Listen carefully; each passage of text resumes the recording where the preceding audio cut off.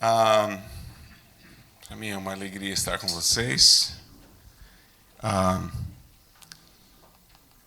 É lógico que a questão transcultural sempre traz algumas dificuldades para transmitirmos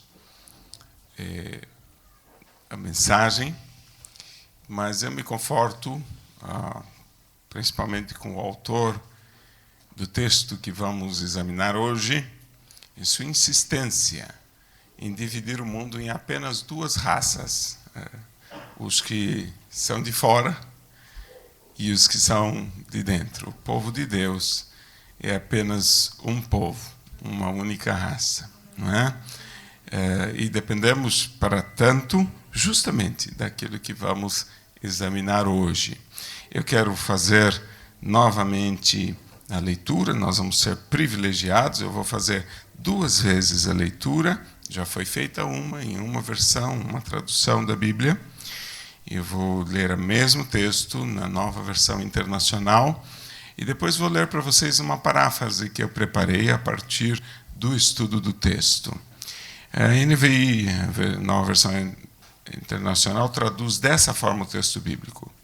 Diz assim: quanto ao mais, tenham todos o mesmo modo de pensar, sejam compassivos, amem-se fraternalmente, sejam misericordiosos e humildes. Não retribuam mal com mal, nem insulto com insulto. Pelo contrário, bendigam, pois para isso vocês foram chamados, para receber bênção por herança. Pois quem quiser amar a vida e ver dias felizes, guarde a sua língua do mal e os seus lábios da falsidade. Afaste-se do mal e faça o bem. Busque a paz com perseverança, porque os olhos do Senhor estão sobre os justos e os seus ouvidos estão atentos à sua oração. Mas o rosto do Senhor volta-se contra os que praticam o mal. Queria convidar você a dar-se ao trabalho, muito útil, de repetir depois de mim esta paráfrase. Diga assim: finalmente, tenham a mesma opinião e o mesmo sentimento. Amem uns aos outros, como irmãos e irmãs, sempre com boas intenções e humildade. Não paguem malignidade com malignidade. Nem respondam ao insulto contra vocês com mais insulto. Ao contrário, digam coisas boas. É para isso que vocês foram chamados. Assim, coisas boas serão ditas sobre vocês. De fato, aquele que deseja amar a vida e ter dias bons, evite a malignidade da sua língua e o engano em sua boca. Fuja do que é maligno e faça o que é verdadeiramente bom. Procure a integridade e se esforce para mantê-la. Porque o nosso dono olha para os que agem conforme o que ele aprova. E os ouvidos dele prestam atenção às orações deles. Mas ele vira o rosto contra aqueles que agem malignamente. Amar a vida, ou seja, gostar da vida que nós temos, apreciar a nossa própria vida, ser feliz, esses são grandes ideais, principalmente no nosso tempo. Se há uma frase que está na boca de todas as pessoas é: eu quero ser feliz. Eu quero, ou eu tenho o direito de ser feliz. Infelizmente, atrás desta frase, muitas vezes, estão algumas coisas que não somente tornam a própria pessoa infeliz, mas também aos outros que estão à sua volta. De modo que, tentando ser feliz, muitas pessoas se fazem infelizes e tornam também os outros infelizes. Mas a busca pela felicidade, a busca por uma vida que possa ser amada, por uma vida da qual a gente efetivamente goste, tem sido um chamado, uma punção,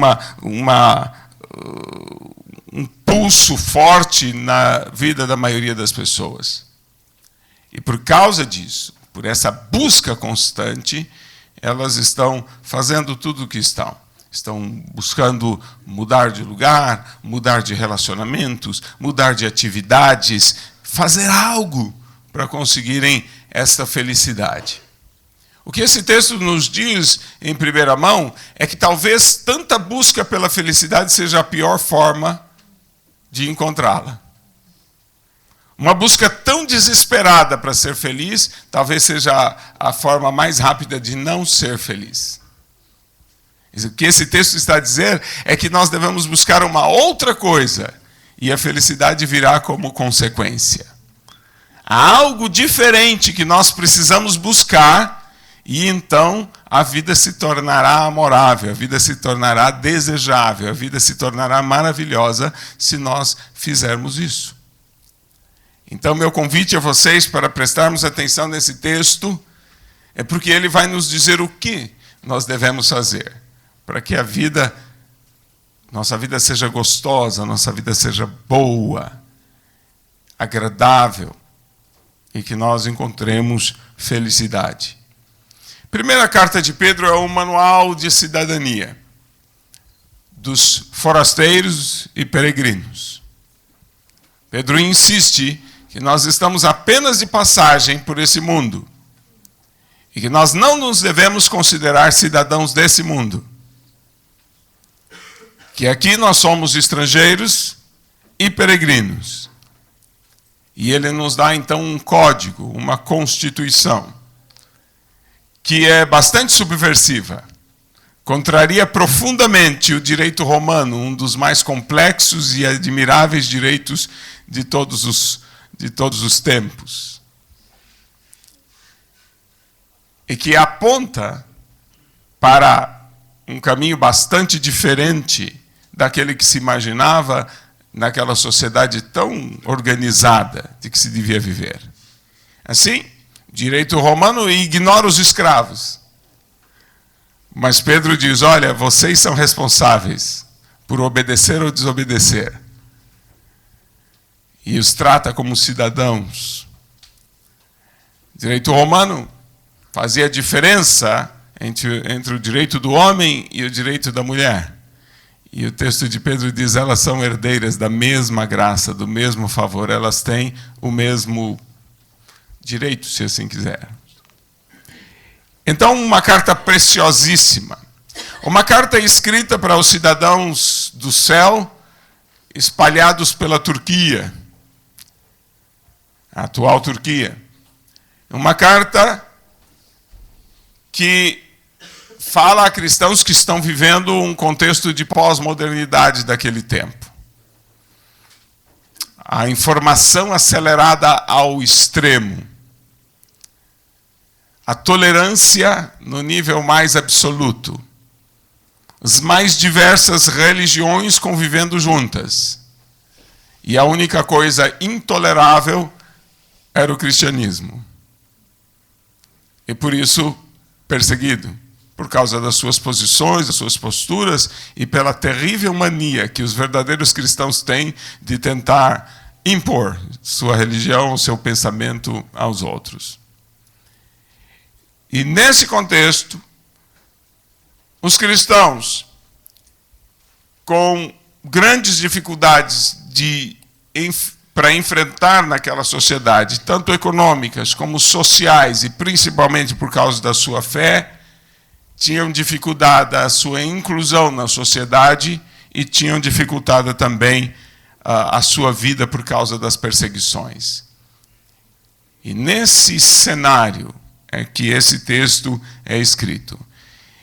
O que Pedro faz, principalmente a partir do versículo 13, é dar uma série de instruções práticas. Tão prática que o termo comportamento se torna o termo básico de todo esse texto.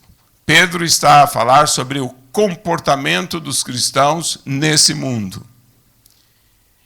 E no versículo 13, ele fixa essa questão do comportamento, principalmente na questão de subordinação.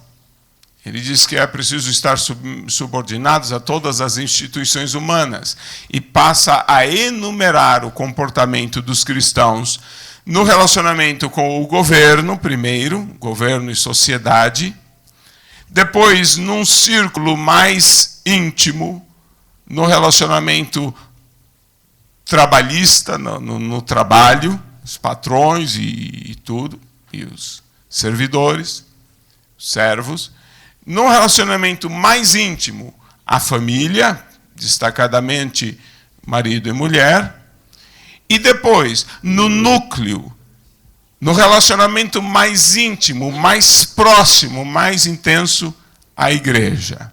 Eu sei que muitas vezes, com uma consciência um pouco mais humanista, influenciados pelo pensamento desse mundo, costumamos ter uma ordem um bocadinho, às vezes, diferente dessa. Mas Pedro trata de Estado e sociedade, ou governo e sociedade, trabalho, família e igreja.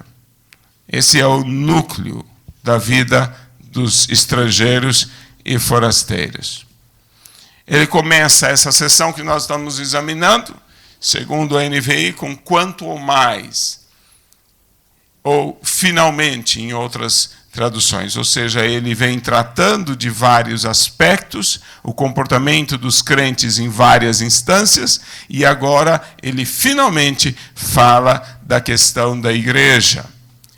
A base de tudo, 1 Pedro 2:13, o iniciador dessa sequência é: por causa do Senhor, sujeitem-se a toda a autoridade constituída entre os homens. Sujeitem-se é subordinem-se. Uma ação que exige pegar a sua carne, os seus desejos, as suas vontades e colocá-los em segundo plano, colocá-los numa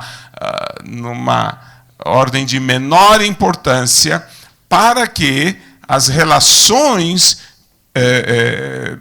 com a sociedade, no trabalho, na família e na igreja tenham importância superior àquelas do próprio interesse. Uma negação completa do individualismo, uma negação completa dos direitos particulares e pessoais em função dos direitos ou daquilo que é bom para o coletivo. E Pedro, então, vai instruindo os crentes. Nessa passagem, nós temos a seguinte estrutura. Primeiro, ele fala de 5 adjetivos, e esses vai ser o nosso tema principal. Ele tem 5 adjetivos que você precisa ter para se relacionar bem com a igreja, e então, através disso, amar a vida e ter dias felizes. Depois ele, numa atitude,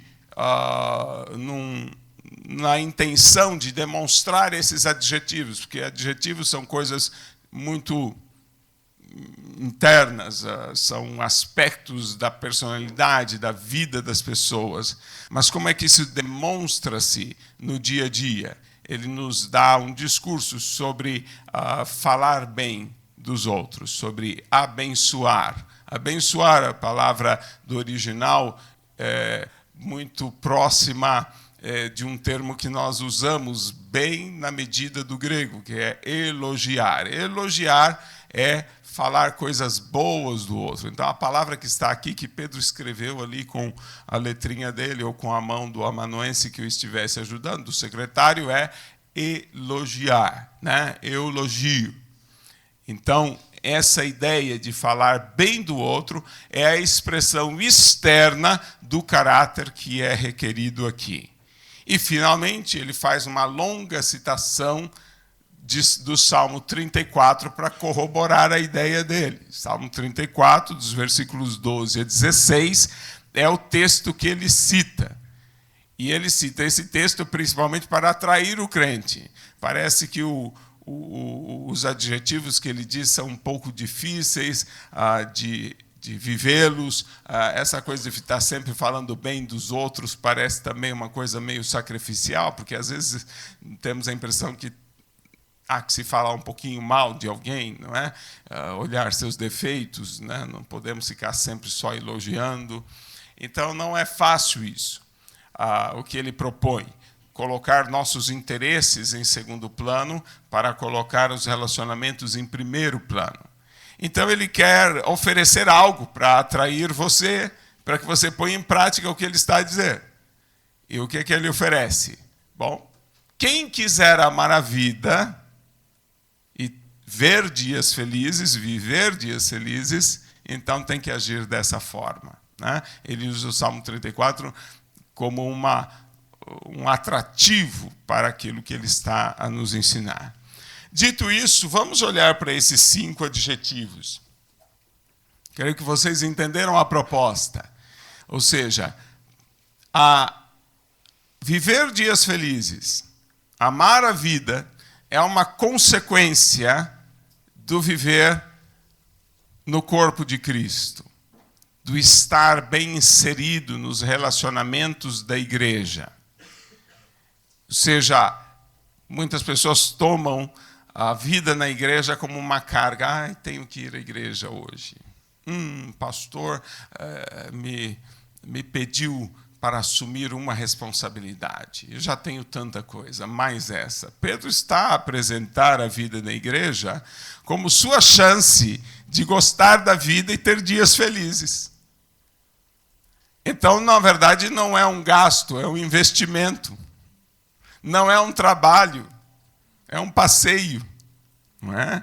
A vida da igreja é o meio pelo qual nós adquirimos dias felizes para nós. É o modo pelo qual nós chegamos aos dias felizes, mesmo vivendo em um contexto de perseguição, mesmo vivendo em um contexto de hostilidade contra a nossa fé.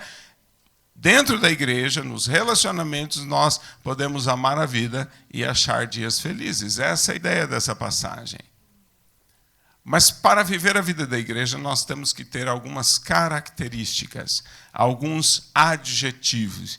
E isso nos ajuda a fazer hoje uma autoavaliação de se nós somos aquelas pessoas que estão vivendo a vida da igreja, segundo Pedro nos disse. Primeiro, tenham todos o mesmo modo de pensar.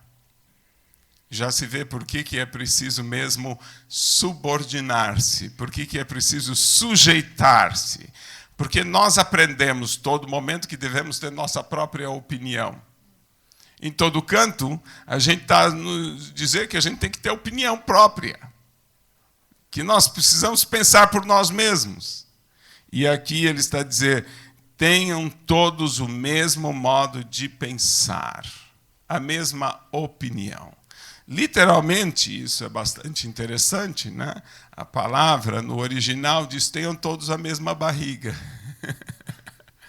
Tenham todos a mesma barriga, porque no entendimento da cultura grega, as emoções, as sensações, os sentimentos fortes estão aqui no ventre, né?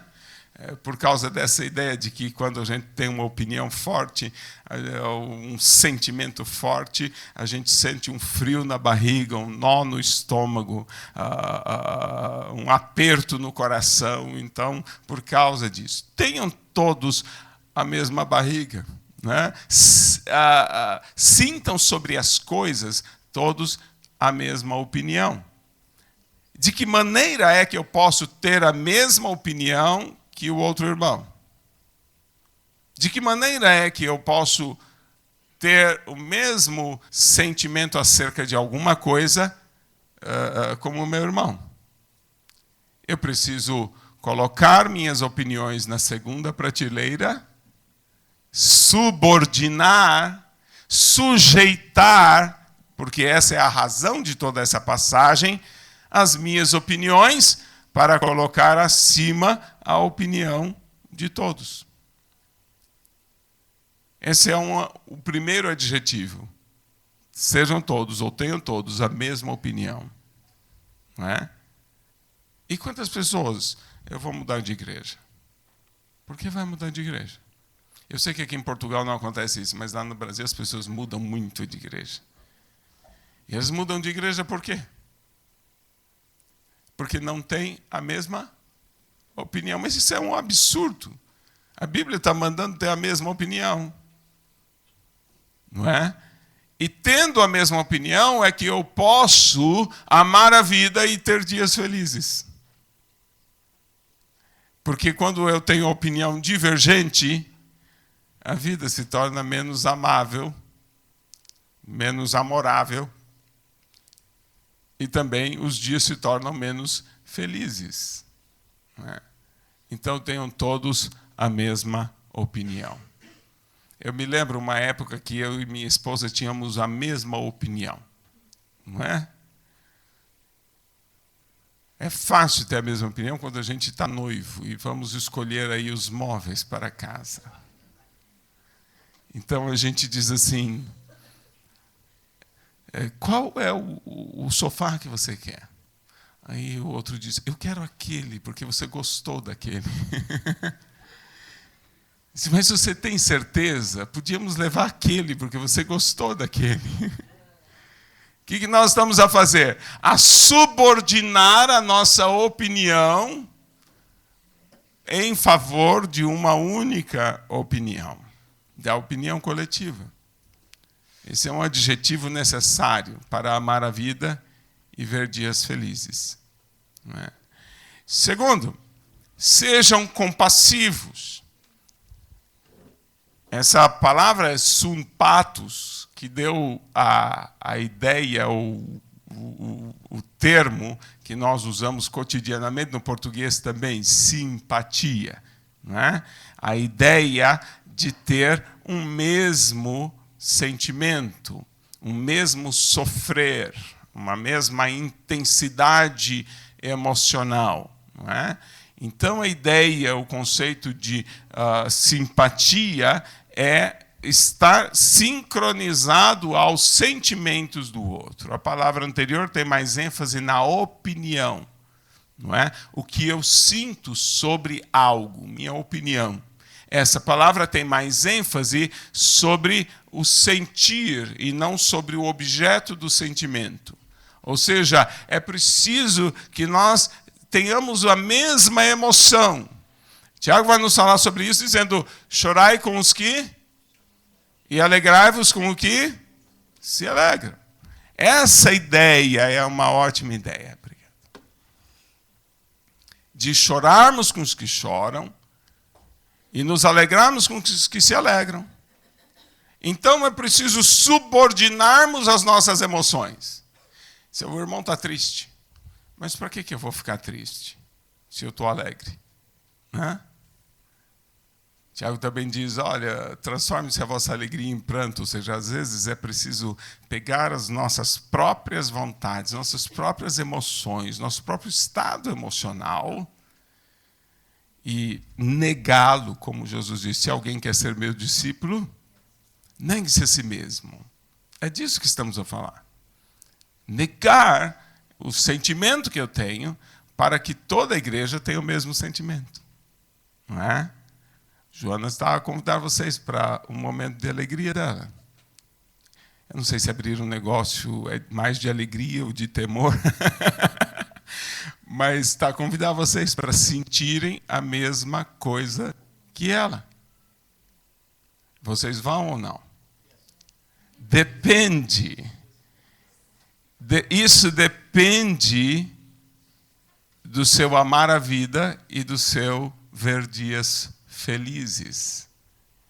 Porque é quando nós estamos juntos como igreja, em todos os nossos momentos, que nós podemos amar a vida e ver dias felizes. Essa pregação parece muito absurda em um momento em que a igreja é apenas um compromisso no qual a gente vai de vez em quando. apenas um lugar que a gente frequenta. Mas a vontade de Deus é que a igreja seja isso, em que os crentes sejam assim, simpáticos, ou seja, sentindo a mesma coisa. Terceira coisa, amem-se fraternalmente. O que Pedro está a dizer? Se vocês podem ter lá seus familiares, segundo a carne, e eu quero que vocês coloquem isto, isso é quase que pecado dizer nos dias atuais. Mas Pedro está dizendo, não sou eu. Se quiserem brigar, tratem de chegar ao céu para conversar com ele sobre isso. Subordinem suas relações familiares carnais e coloquem acima de tudo as relações fraternais e espirituais. Seus irmãos em Cristo precisam ser sua prioridade.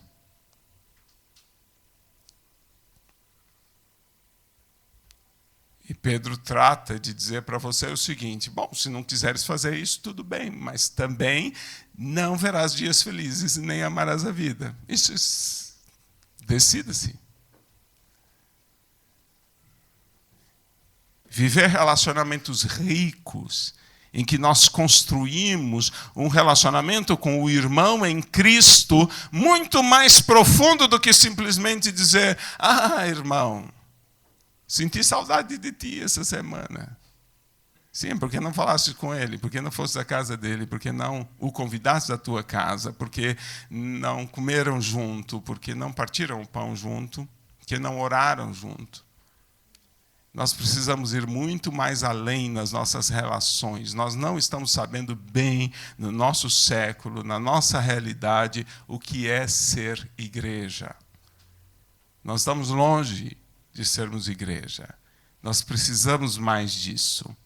Nós precisamos de um relacionamento mais profundo. Nós precisamos chorar com os que choram, se alegrar com os que se alegram. A luta do nosso irmão precisa ser nossa luta. E se ele está a lutar contra um pecado, contra uma tentação, não cabe a nós nos sentarmos apontando o dedo e veja aquele irmão, veja como ele está.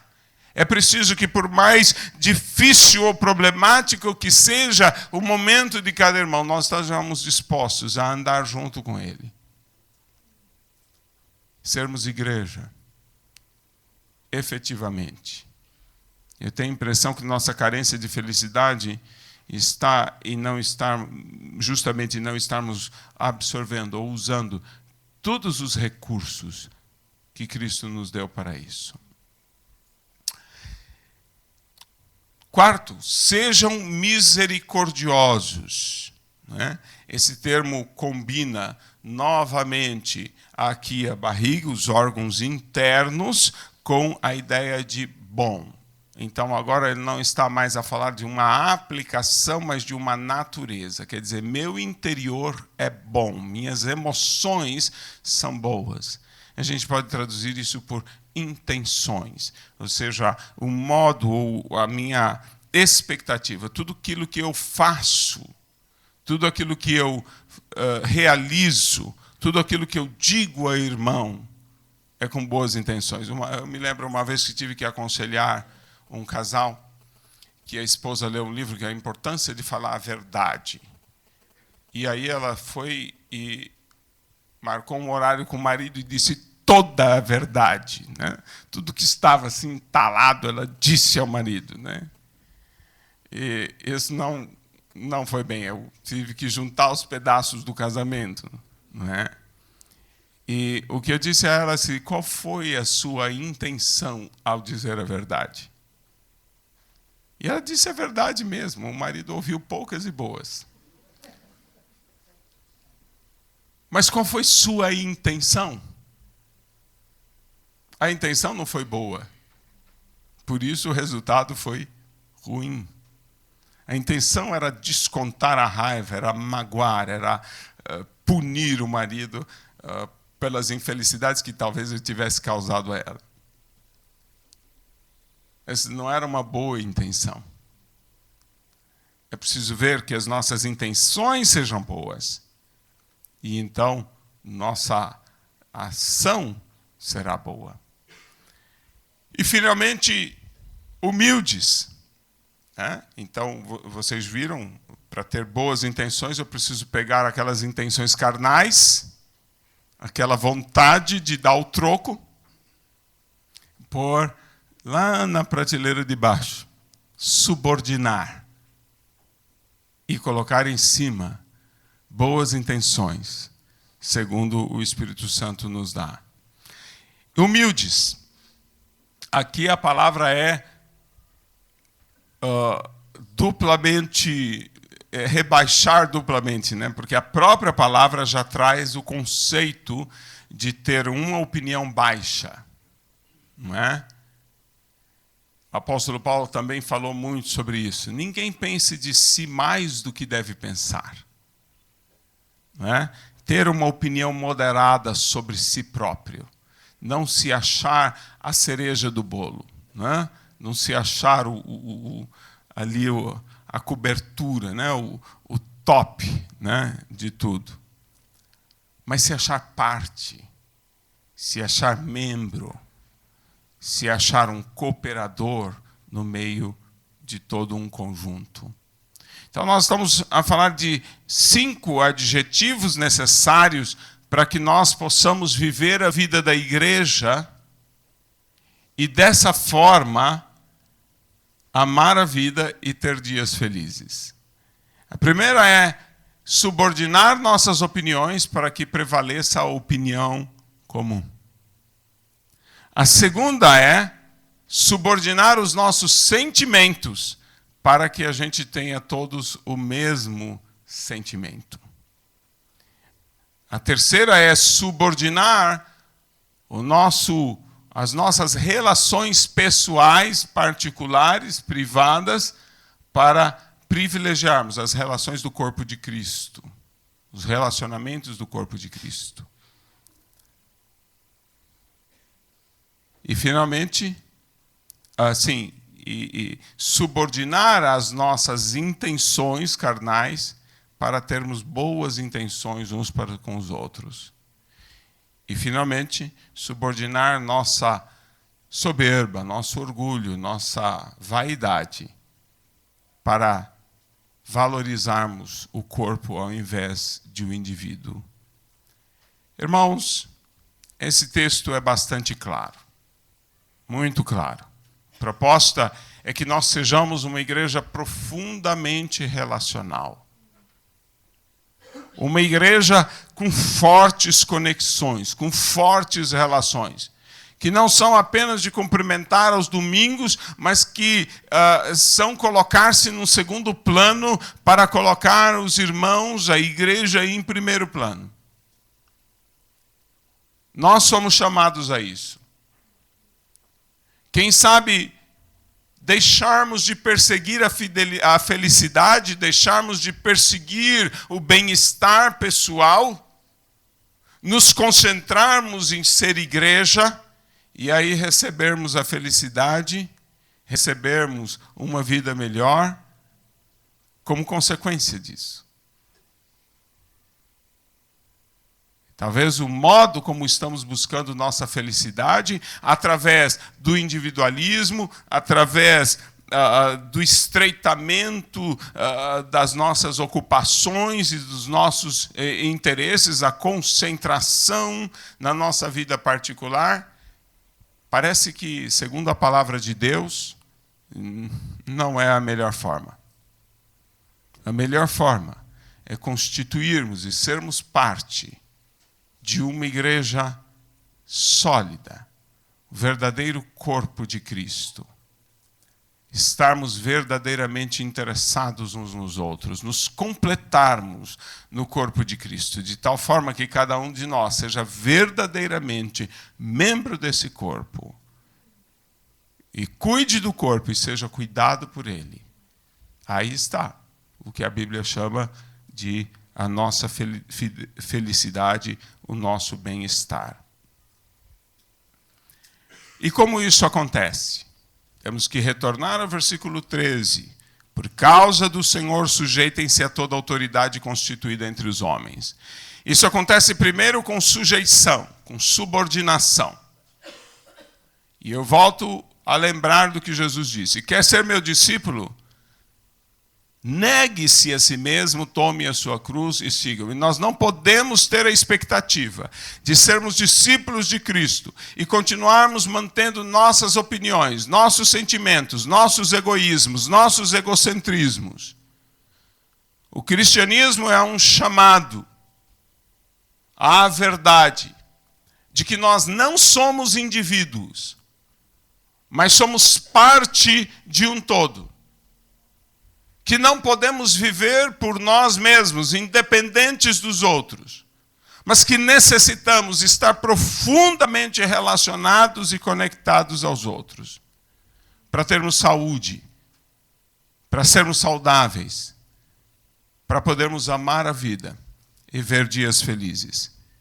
Portanto, se eu aceitei seguir a Cristo, se eu desejo seguir a Cristo, preciso estar preparado para negar meus interesses, minhas vontades, meus desejos,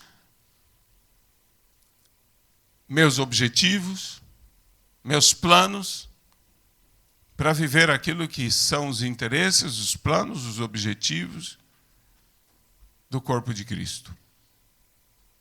Viver como um corpo. Agora, isso não é fácil. Isso não é fácil. Não é fácil porque a nossa carne não deseja isso. Nós queremos tudo para nós. Somos naturalmente egoístas desde que nascemos. Toda mãe que amamentou, principalmente se passado alguns meses da amamentação, a saliva da criança já se torna mais ácida. E a mãe vai ficando ferida, mas a criança não está minimamente interessada no sofrimento da mãe. Está interessada apenas... E nós somos assim a vida inteira. Nossa natureza pecaminosa é egoísta, é egocêntrica,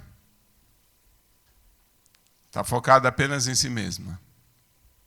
O chamado para sermos igreja é deixarmos de lado o nosso egoísmo e fazermos do corpo de Cristo o centro de tudo. Ainda na conferência estávamos a pensar como é que podemos levar adolescentes que estão estreando ainda no abstrato a ter um relacionamento bom e intenso com Deus. Eu digo já. Eles podem aprender a se relacionar com Deus, aprendendo-se a relacionar-se com o corpo de Cristo. Nós somos o corpo de Cristo. E quando a igreja é verdadeira, todos nós experimentamos a presença de Deus.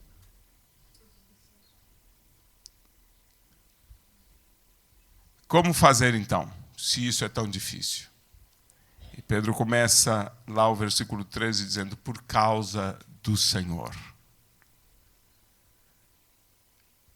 Por causa do Senhor não é, como nós ouvimos aqui na escola dominical, acerca da adoração, não é algo que Deus está esperando de nós. Então, por causa olha, irmãos, temos que ser uma boa igreja por causa do Senhor.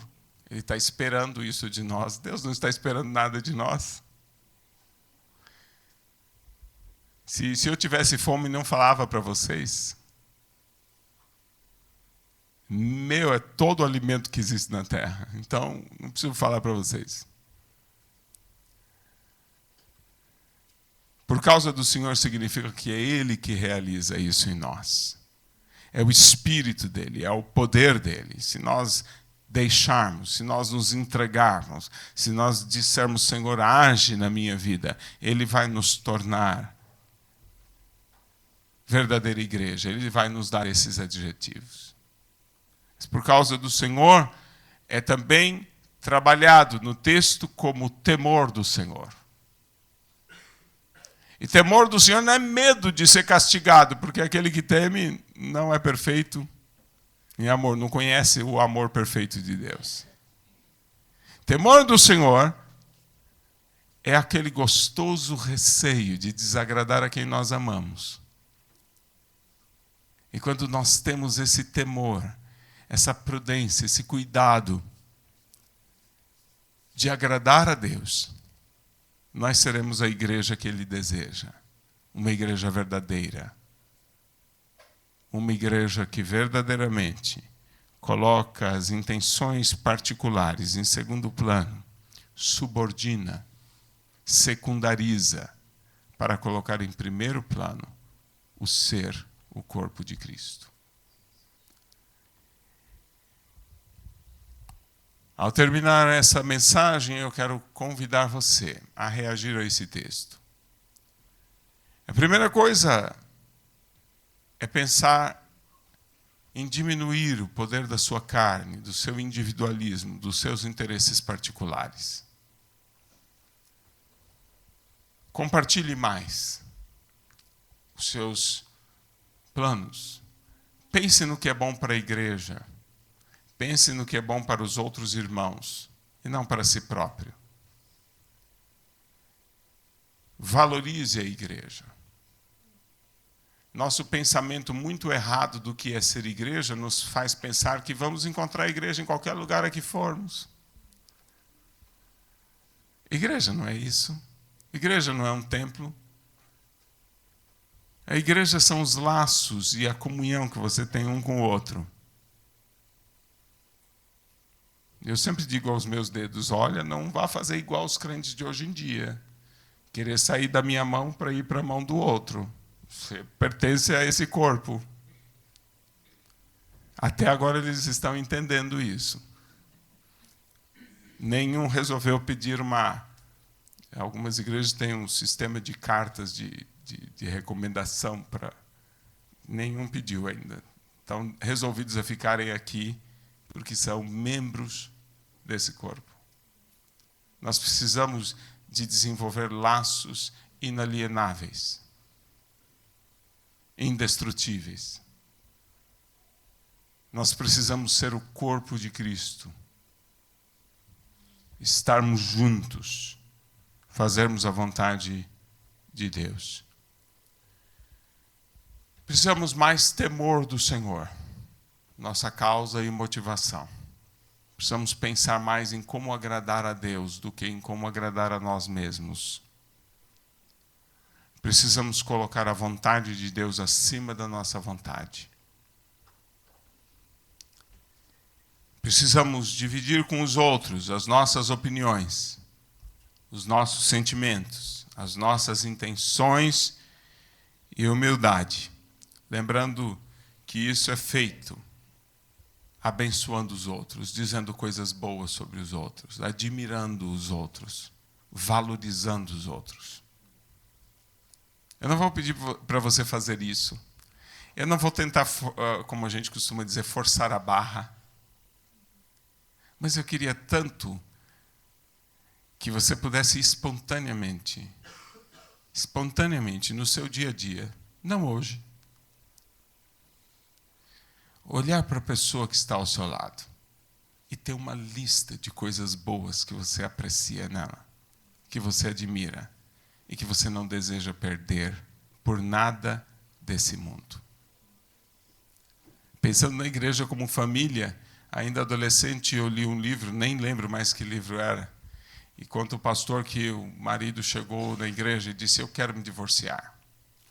Arranjo uma passagem da Bíblia aí que permita o divórcio, porque eu não aguento mais.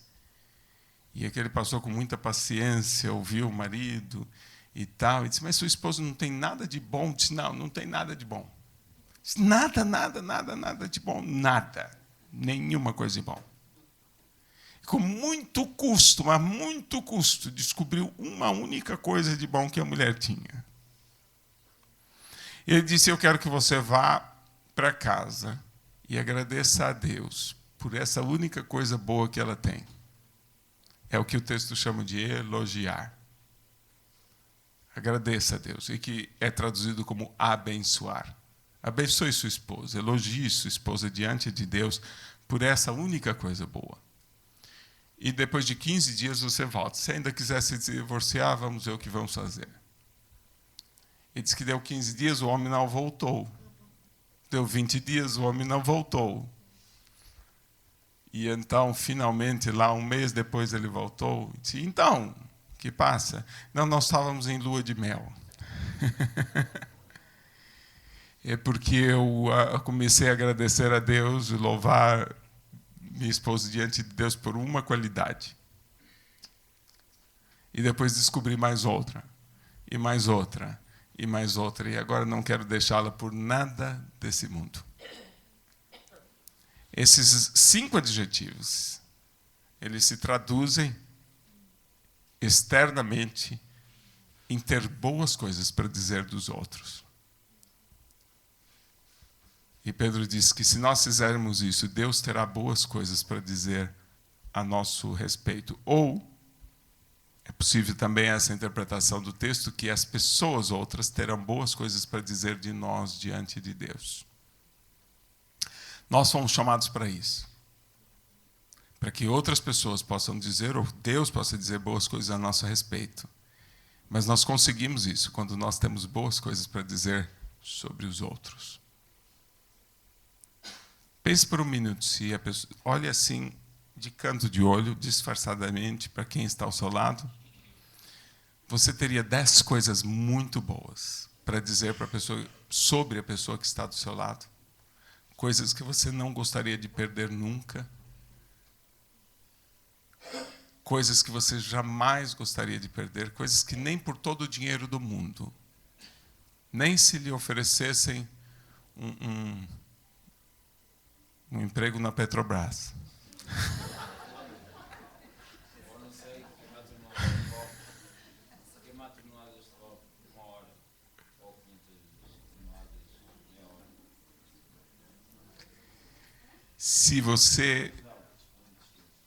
Se você tiver boas coisas para dizer sobre o outro, você não vai querer deixá-lo, não vai querer se afastar dele, vai querer ajudá-lo, preservá-lo, fortalecê-lo.